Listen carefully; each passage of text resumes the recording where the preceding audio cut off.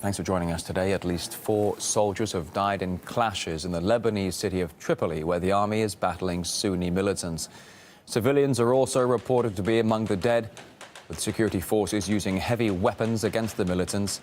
Now, the offensive began on Friday after the military vowed to tackle militias linked to the Islamists waging a bloody campaign in both Syria and Iraq.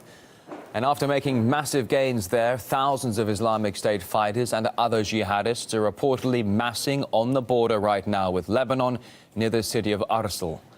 There are concerns they're about to launch an onslaught against the Christian population in the region. RT's Maria Finoshna joined the ranks of a self-defense group who have taken up arms to tackle the terror influx.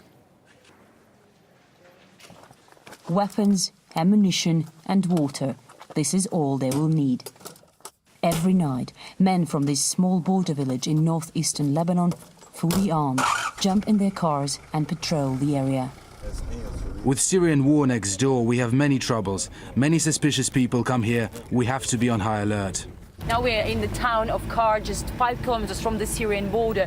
We are now heading towards the border, actually, with local militia. Now they told us that we cannot use our camera's light, so we have to turn it off, and we're going to start using night vision camera. Turn off the light. The cars do the same. We continue moving in complete darkness until we reach the edge of Lebanon. So we arrived. Now we start walking. Yes.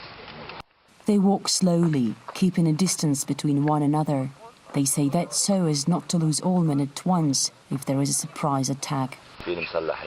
Behind this mountain there are militants, and they always try to infiltrate here. Last time, just 5 days ago, we fought with them and killed most of them. They organized themselves 6 months ago, and today there are around 300 of them, and they expect more to join.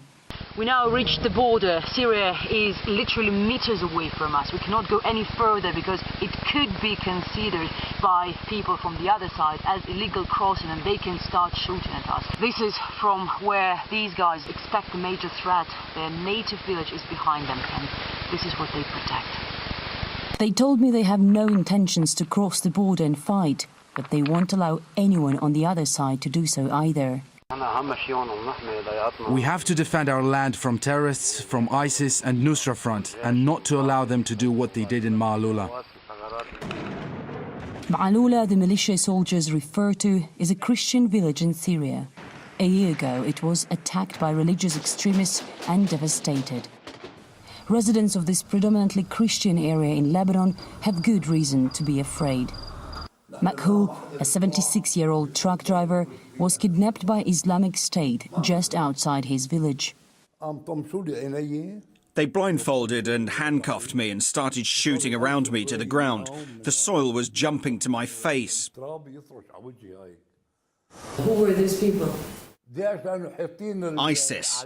They had black flags and they were wearing this typical Afghani-style long skirts, and they actually told me that they are ISIS.